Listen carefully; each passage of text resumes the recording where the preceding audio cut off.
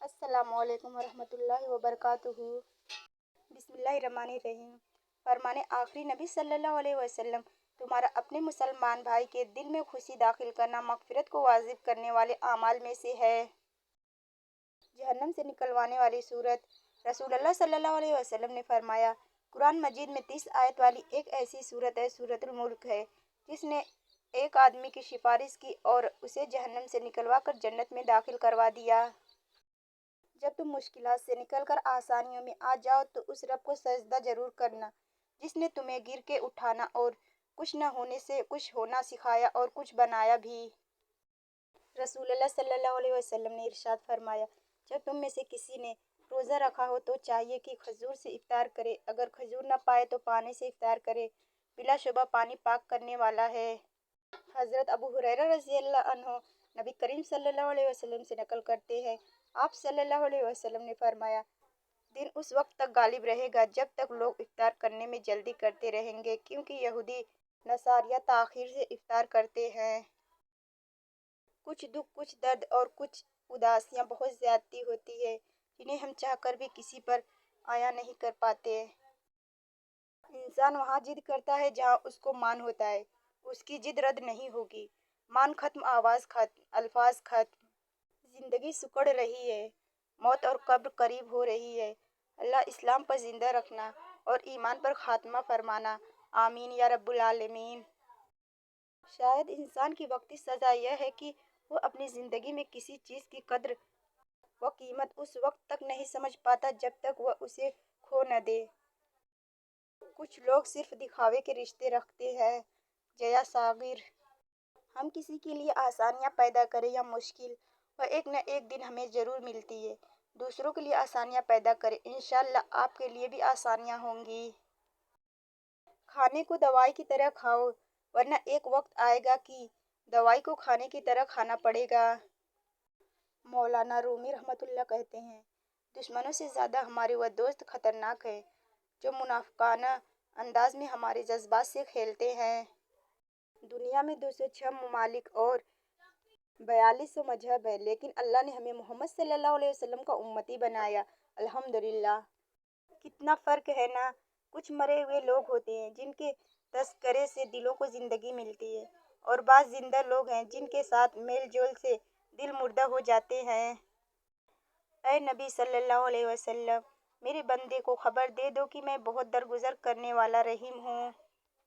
بد زبانی کا نتیجہ، بندہ روز قیامت پہاڑ جیسی نیکیاں لائے گا، لیکن اسے پتہ چلے گا کہ اس کی بد زبانی نے اس کی ساری نیکیوں کا خاتمہ کر دیا ہے۔ بھوکا سونا مقروض ہو کر اٹھنے سے کہیں بہتر ہے۔ اللہ آپ کی تمام دعاؤں کو قبول فرمائے اور آپ کو اس سے زیادہ عطا فرمائے جو دعا آپ نے مانگی ہے۔ اللہ میری آج کی غلطیوں کو معاف کر دے، مجھے کل کی غلطیوں سے بچا لے اور مجھے آئندہ ہونے والی غلطیوں سے بچنے کی توفیق عطا فرما، آمین۔ دعا ایک تعلق ہے، محبت کا، رابطے کا، بھروسے کا۔ کسی کو اجاڑ کر بسے تو کیا بسے۔ اپنوں کی غلطیوں بھی اپنی جیسی ہوتی ہے، مل جل کر سدھار لے، کیونکہ انسان تو خطا کار ہے، مگر انا اور تکبر میں رہ کر دوسروں کے جھکنے کا انتظار نہ کرے۔ رشتوں کے بقا کا راز یہی ہے۔ فرمان مصطفیٰ صلی اللہ علیہ وسلم، اللہ پاک کو یہ بات پسند ہے کہ بندہ ہر نوالے اور ہر گھونٹ پر اللہ پاک کا شکر ادا کرے۔ انسان کا کام ہے کوشش کرنا، کامیابی تو اللہ دیتا ہے۔ یا رب انہیں بھی سکون دے جو چہرے سے تو مسکراتے ہیں پر اندر سے ٹوٹ چکے ہیں۔ اللہ کی ذات سے کبھی نا امید مت ہونا، وہ زندگی وہاں سے شروع کرتا ہے جہاں سے آپ تصور بھی نہیں کر سکتے۔ بے شک جس کے لیے اللہ کی ذات کافی ہو، اس کو کسی اور کے سہارے کی ضرورت نہیں پڑتی۔ بیٹیاں جتنی خوبصورت ہوتی ہیں، اللہ ان کے نصیب بھی اتنے خوبصورت کرے۔ رسول اللہ صلی اللہ علیہ وسلم نے ارشاد فرمایا، کوئی شخص اپنی طاقت سے زیادہ مہمان کے لیے تکلیف نہ کرے، شیئر ضرور کرے، اچھی بات دوسروں تک پہنچانا صدقہ جاریہ ہے۔ خدا کرے وہ لمحے کبھی ختم نہ ہو جن لمحوں میں ہمارے والدین مسکراتے ہیں، آمین۔ اللہ پاک سب بیٹیوں کے گھر آباد رکھے، آمین۔ جگہ و مقام کے اعتبار سے نمازوں کا ثواب۔ حضرت امیر المومنین امام علی رضی اللہ عنہ سے فرمایا، بیت المقدس میں پڑھی جانے والی نماز 1000 نمازوں، جامع مسجد کی نماز 100 نمازوں، محلے کی مسجد کی نماز 25 نمازوں، بازار کی مسجد کی نماز 12 نماز کے برابر ہے اور گھر میں پڑھی گئی نماز کا ثواب 1 نماز کے برابر ہے۔ غیبت سے اٹھنے والا تعفن۔ حضرت جابر بن عبداللہ رضی اللہ عنہ فرماتے ہیں کہ ہم نبی کریم صلی اللہ علیہ وسلم کے ساتھ تھے کہ ایک گندی اور بدبودار ہوا چلی تو رسول اللہ صلی اللہ علیہ وسلم نے فرمایا، تمہیں معلوم ہے یہ کس چیز کی بدبو ہے؟ یہ مومنوں کے غیبت کرنے والوں کی غیبت کی بدبو ہے۔ حضرت امام علی رضی اللہ عنہ نے فرمایا، اے لوگوں، کم امیدیں نعمتوں پر شکر اور حرام سے پرہیز ہی جہاد ہے۔ اگر یہ نہ ہو تو کم سے کم اتنا تو ہو کہ حرام تمہارے صبر پر غالب نہ آئے اور نعمتوں کے وقت شکر خدا بھول نہ جاؤ۔ عورت کا سنگار کرنے کا وبال۔ عورت جب بلا وجہ اپنا سنگار کرتی ہے تو اس سے فرشتہ دور چلا جاتا ہے۔ بڑھاپے کا وقار۔ حضرت رسول اللہ صلی اللہ علیہ وسلم نے فرمایا، میرے نزدیک بڑھاپے کا وقار جوانی کے تر و تازگی سے محبوب تر ہے۔ حقیقت تو یہ ہے اللہ کے سوا ہر سہارا کمزور اور عارضی ہے۔ نیک لوگوں کے لیے بڑی مصیبت۔